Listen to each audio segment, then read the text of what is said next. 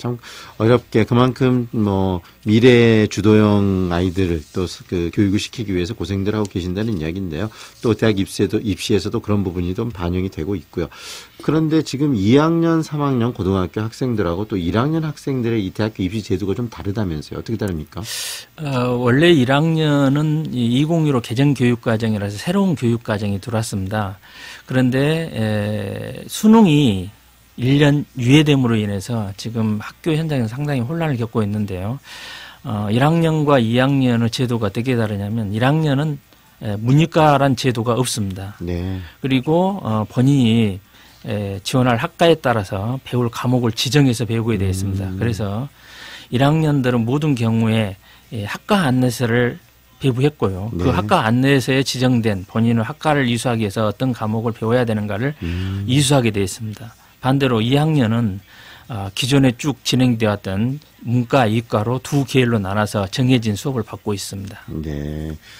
1학년 학생들이 좀 어떻게 보면은 수능에 대한 그 기준들이 1년이 유예되면서 좀 끼인 세대처럼 복잡하고 어려울 수도 있겠는데 그렇진 않나요? 교육 현장에서? 실제로 1학년 같은 경우는 이 교육 과정이 제대로 실현되기가 사실 어렵습니다. 네.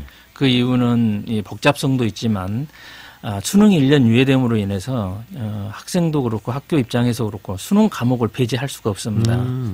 그러니까 수능 과목을 배제하지 않고 배치를 하다 보면 아이들이 원하는 선택 과목의 폭이 그만큼 줄어들 수밖에 없는 구조입니다. 제대로 자기들이 원하는 아이들이 원하는 그 과목만 들을 수는 없겠네요. 왜냐하면 수능도 봐야 되고 또 이런 선택해서 또 학생부 종합전형도 준비해야 되고 다른 세대보다는 더 많은 것을 해야 되는 세대가 또 1학년이겠네요. 그래서 1학년의 경우는 특히 그 2학년하고 다르게 배우는 과목도 다르고요. 네. 그다음에 수능 선발하는 방법은 또 그 전년도와 같습니다. 네. 그래서 이 두 개가 서로 상충되는데요. 이 상충되는 부분을 자꾸 상담을 통해서 계획을 세우지 않으면 어려움을 겪을 수도 있습니다. 네. 지금 대학교 입시 제도에 대해서 뭐 정리를 좀 해 주셨는데요. 지금 현재 학생부 종합전형 중심의 이 시스템, 대학교 입시 시스템이 지역에 우리 광주나 전남 지역 학생들에게 더 유리하다고 보세요? 아니면 좀 더 뭐 중앙 서울에 있는 학생보다 불리하다고 보시나요? 학생부 종합전형은 학교 생활을 잘한 학생이 유리한 전형인데요. 네. 저희가 잘 알고 있는 강남, 서초, 송파 학생들의 경우는 이 수능을 졸업생이 재학생보다 더 많이 응시합니다. 네. 그리고 우리 지역은 약 한 15% 정도 졸업생이 있거든요. 네. 그리고 이 학생들이 준비하는 방법도 다릅니다. 우리 지역은 대부분 학생들이 재학한 상태에서 대학을 진학하고요. 네. 그다음에 조금 전에 얘기한 지역들은 3년 내지 3년이 아니고 4년, 5년, 6년 이렇게 공부해서 지나가는 제도입니다. 재수생들이 좀 많다는 이야기네요. 예, 예. 네. 그리고 실제로 수능을 요구하는 정시의 경우는 4개 영역 5개 과목을 모두 잘해야 됩니다. 네. 그러나 수시의 경우는 수능 체제가 있을지라도 2개의 영역 혹은 3개의 영역만 선택적으로 공부하기 때문에 사실상 우리 지역의 통계도 그렇고 정시 합격한 사례는 아주 약한 편입니다. 그러면은 이 수시가 지금 지역 학생들에게 더 유리하다고 보시는 거네요. 네, 맞습니다. 그리고 이 2022학년도 대학교 이 대입 개편안 가지고 우리 사회에 좀 논란이 많이 있었는데요, 선생님.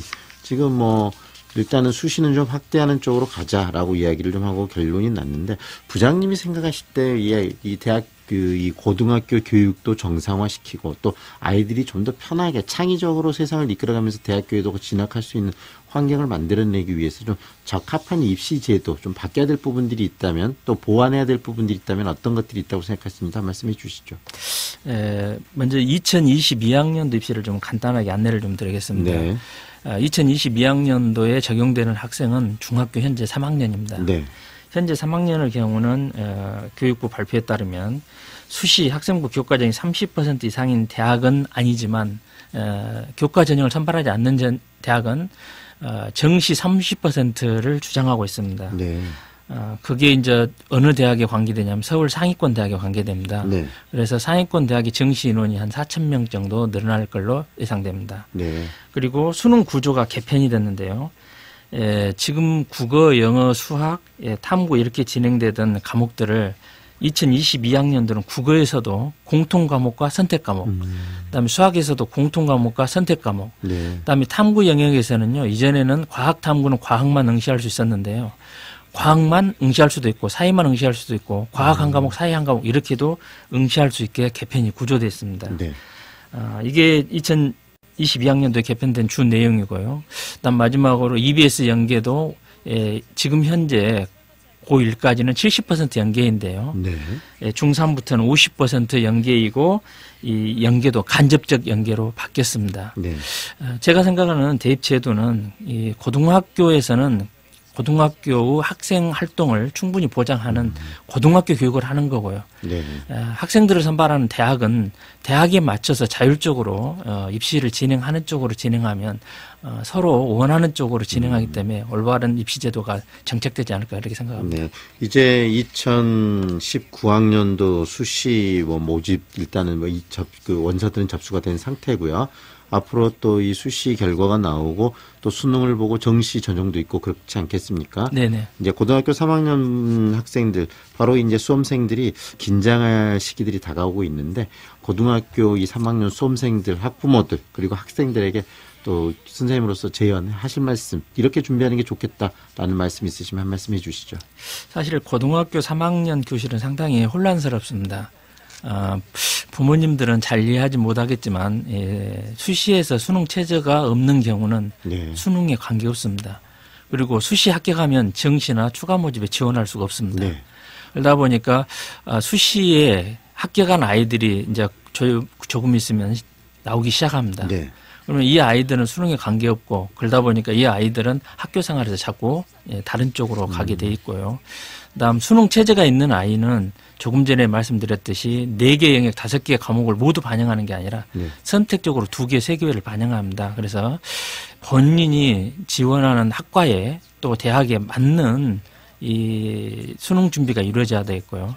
마지막으로 정시 준비한 학생은 4개 영역 5개 과목에 어느 한 과목이라도 네. 이 부족함이 없도록 준비가 철저히 이루어져야 되겠습니다. 어쨌든 간에 요즘에 대학교 입시를 보면 상당히 복잡해요. 그리고 선생님께서 말씀하신 것처럼 어떤 아이는 합격을 했기 때문에 그만큼 마음을 편히 놓고 있고 또 어떤 아이는 그 교실에서 계속 공부를 해야 되고 혼란스럽기도 하고 그러는데 이럴 때일수록 좀 마음을 다잡고 자기 방향을 좀 정확히 확실하게 좀 세우는 그런 그 목표의식도 굉장히 중요하겠네요. 예, 조금 전에 얘기했듯이 서울주요대학이 학생부 종합전형을 하는 이유가 네. 바로 그 목표 의식에서 시작하는 겁니다. 즉, 그 본인이 이후에 뭘 할 것인가, 즉 진로가 결정이 되면 학과가 결정이 되고요. 네. 학과가 결정이 되면 거기에 맞춰서 학업 능력이라든지 활동 능력을 학교 생활을 통해서 하게 돼 있습니다. 그래서 여러 아이들을 선발합니다.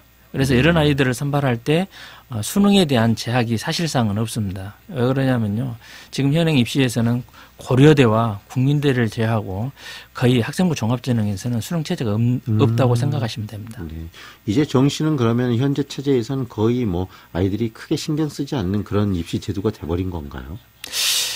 꼭 그렇지는 않지만 일부 학생의 경우 네. 이 수능만 꾸준히 준비한 아이들이 있습니다. 네. 그리고 수능에 또 특출한 아이들은 수능 준비를 하고 있습니다. 네. 그리고 현재 합격률이 낮은 이유는 정시 모집 인원이 너무 적기 때문에 그렇습니다. 예를 들어서 2020학년도 지금 현재 고2를 기준으로 한다면 19.9%밖에 정시를 뽑지 않습니다.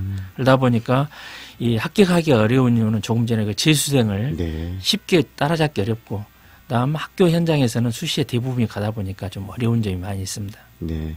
대학교 입시 제도에 대해서 잘 좀 정리를 해 주셨는데 많은 부분들 학생들 또 현장에서 이런 또 정보들 많이 교류하실 것 같고요. 앞으로도 선생님 많은 또 저희들 궁금사항들 있으면 자주 뵙고 이런 얘기 좀 나누도록 하겠습니다. 함께 해 주셔서 고맙습니다. 고맙습니다. 감사합니다. 지금까지 살레시오 여자고등학교 박봉기 진로진학상담부장과 함께했습니다.